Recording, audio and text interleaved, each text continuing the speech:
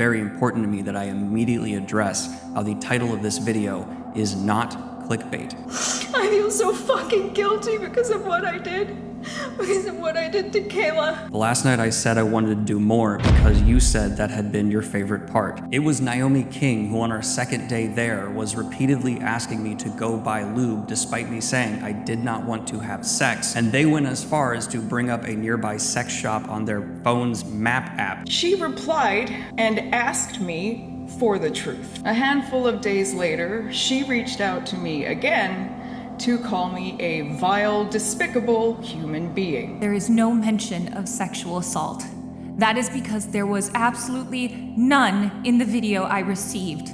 As a survivor of sexual assault myself, I take that very seriously. Many people I know for sure have been sending Naomi King's video to authors I've interviewed or sponsors that I've had, and the damage of that is going to take a long time to recover from.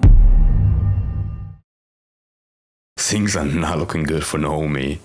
When I made my first video on the Daniel Greene allegations, I thought it was going to be one of those things where, we see it play out over a month, because that's just the nature of these kind of things, they take very long. However, this was not the case with these allegations by Naomi King, because Daniel Greene just dropped an actual response and counter video where he talked about it, and yeah, he was innocent.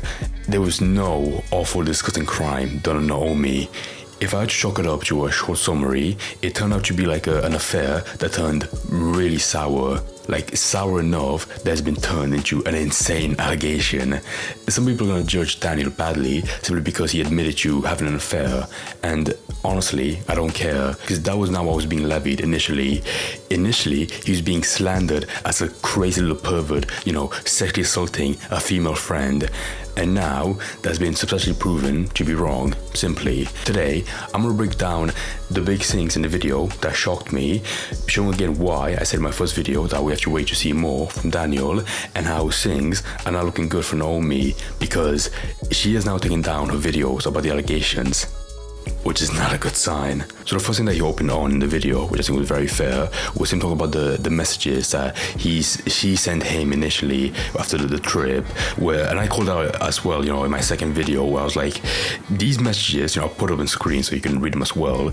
They don't sound like someone that, was sexually assaulted.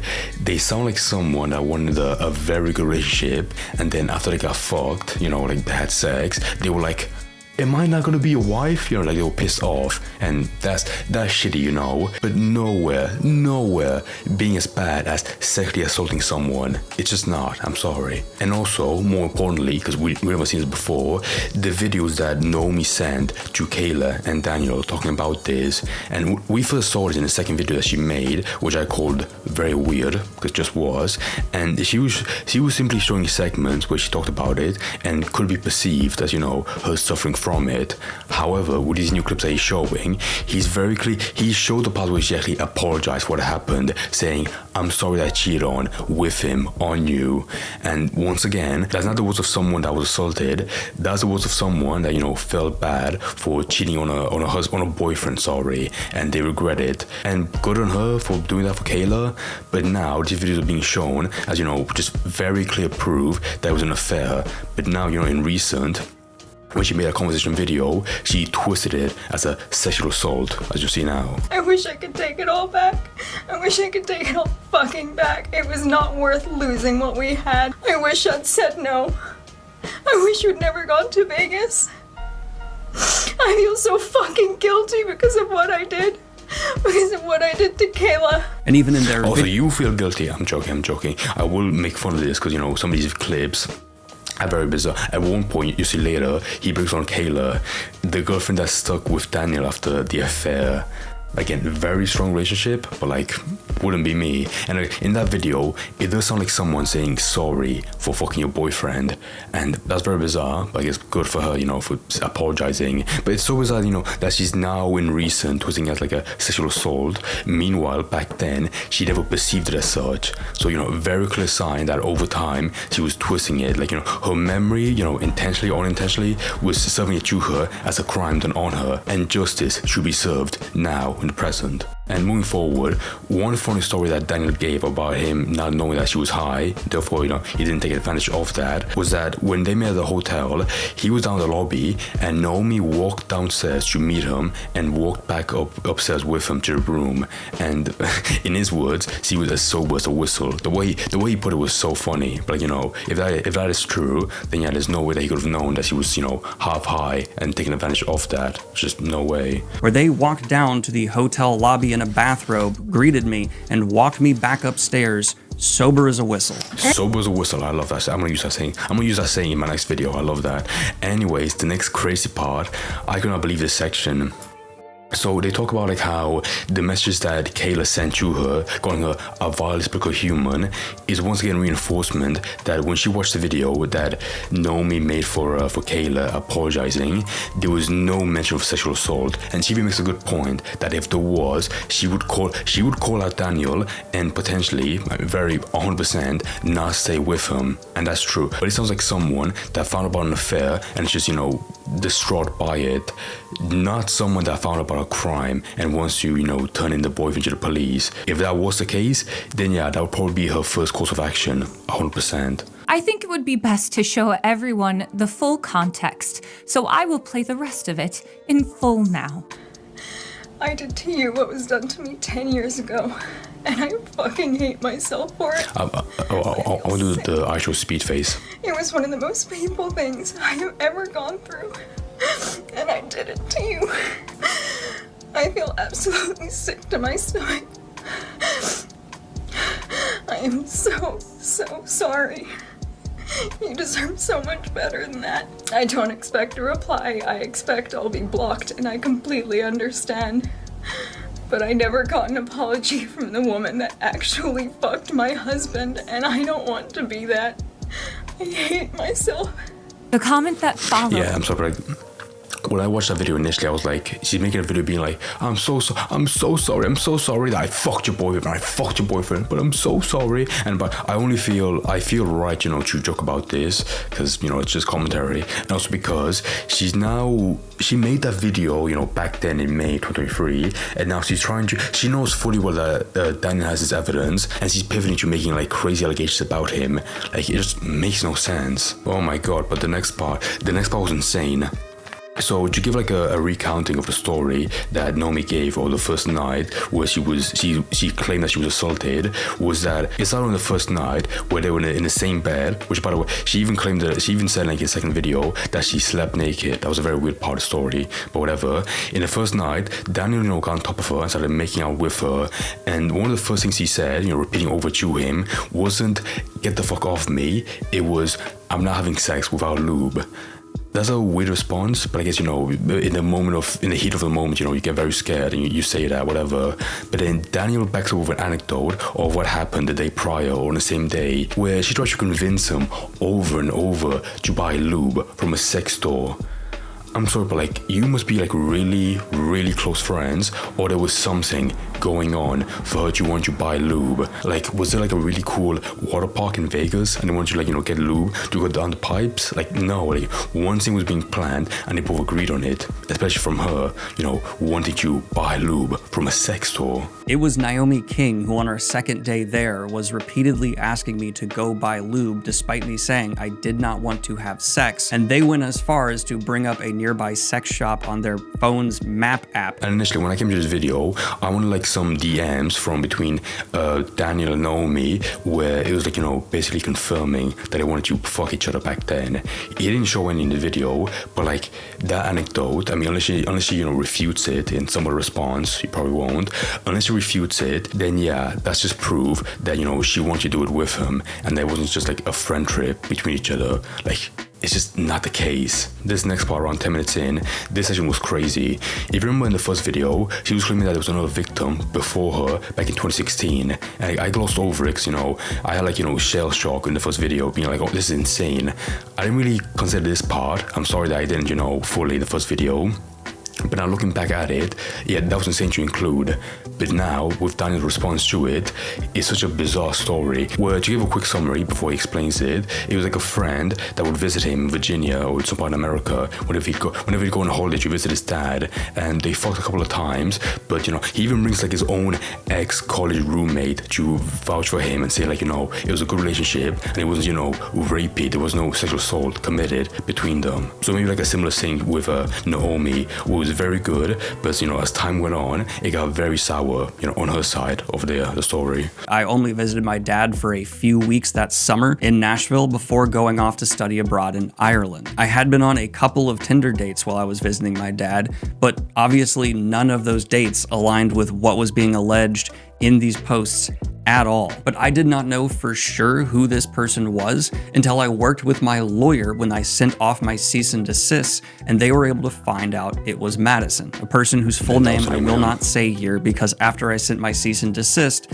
they did delete their posts. At that point, I filed a police report against Madison as well. One of the reasons I didn't suspect Madison was the one to make these accusations was one, it did not align with our encounter in Nashville at all. And in addition to that, after I got back from studying abroad in Ireland, Madison came to visit me in Virginia on their way to Florida, driving several hours out of their way to spend a weekend with me.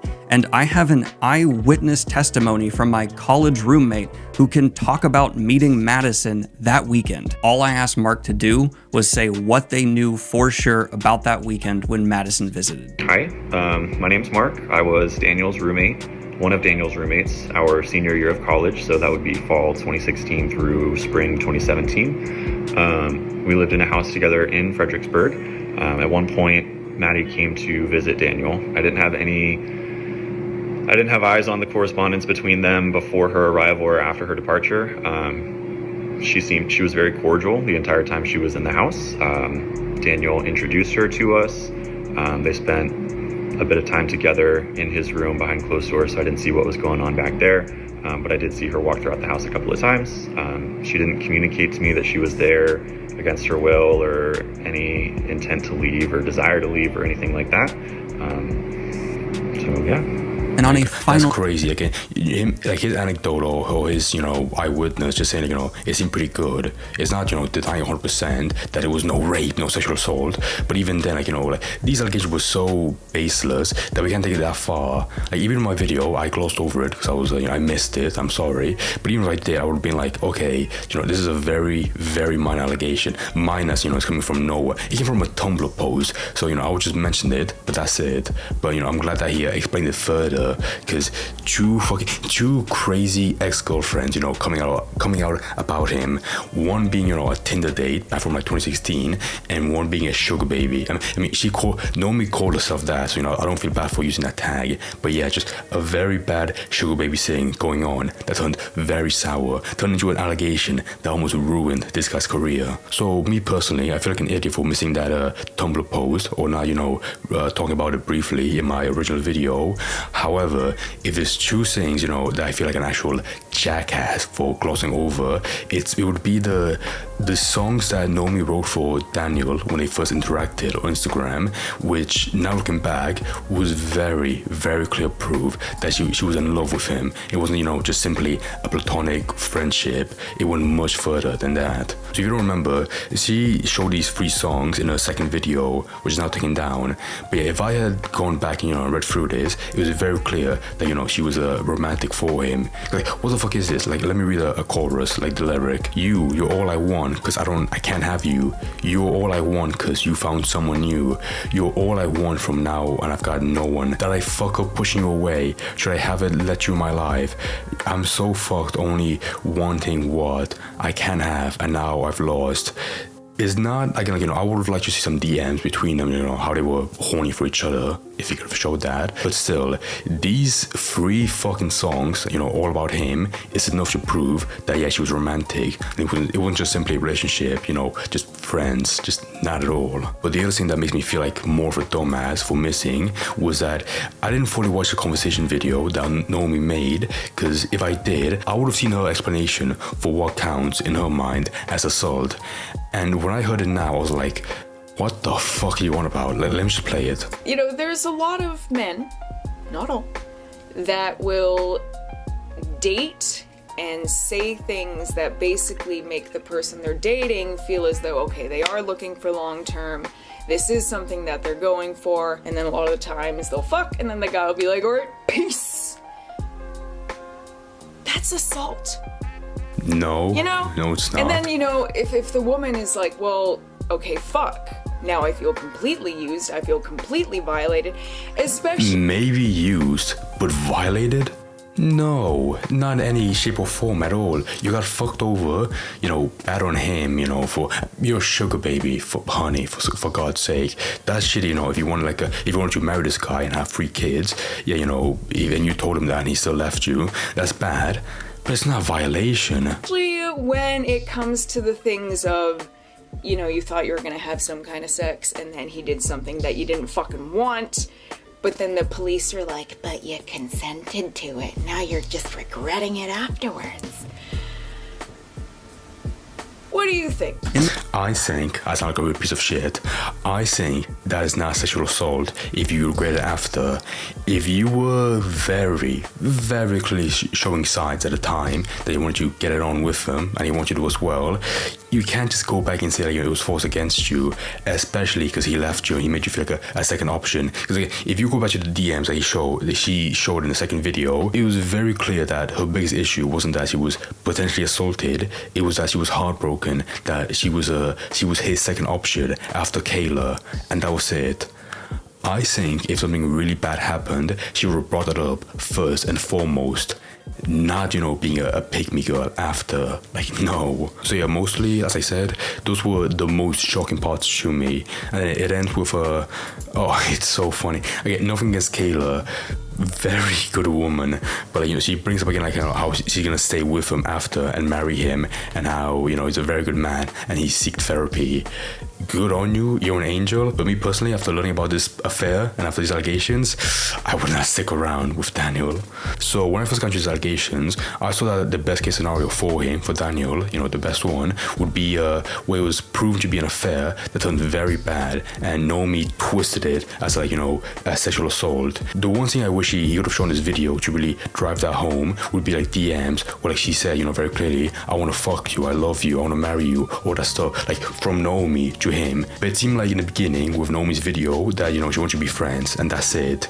If he showed in the video, that would have been insane. However, even though we don't have that, we have the love songs, her explaining her definition of assault, you know, from not wanting a long-term relationship from Daniel, and also the loop story. That, in those 3 things in my eye, is enough proof that she was in love with him and that she was heartbroken after. So heartbroken that she made these allegations. And speaking of Naomi, I'm gonna be honest, I don't think Naomi's gonna respond after this, because like I said in the beginning, she has now taken down her 2 videos. So if you check her channel, you know, or most recent ones, what do we see? 3 weeks ago, 3 months ago, no more Daniel Greene allegations, they're gone. You can still find the conversation video, which, you know, still looks pretty bad, you know, for Daniel and for her, because, you know, of the sexual assault that she defined. But as said, you know, I think it must have been like her lawyer that she got after the cease and desist that convinced her to take down those videos. Because now, after this response, yeah, they look really bad for her. Yeah, so overall, this might be my last video on this. Unless, of course, Naomi can make the craziest comeback ever with like footage of what happened and admission of guilt to sexual assault from Daniel and like some Alec Baldwin death threat who is gonna shoot her. I don't know, I'm just joking. One other thing I want to talk about before I end this is seeing the correction on BookTube, like, you know, book channels, authors that were friends with Daniel. Because from what I saw in the beginning, most big channels, you know, they bought the allegations and they believed Naomi and they fucking condemned Daniel. And now I'm seeing more of them make apologies for Daniel, which, good, you should. I mean, even in my video, I wasn't being very charitable to Daniel, but I still have my constraints, you know, to make sure I reiterated 100 times that these were simply allegations and nothing more, and that I wouldn't make a hard stance on all of this until I saw more stuff come out to paint a clearer picture. But to throw my hand in the ring, if this is the conclusion, yeah, poor bastard, that Daniel. I think he even said that he lost a couple of sponsors after his allegations, so my heart goes out to him. You know, like, never mind the mental strain from this, because the money lost is the real casualty from all of this, 100%.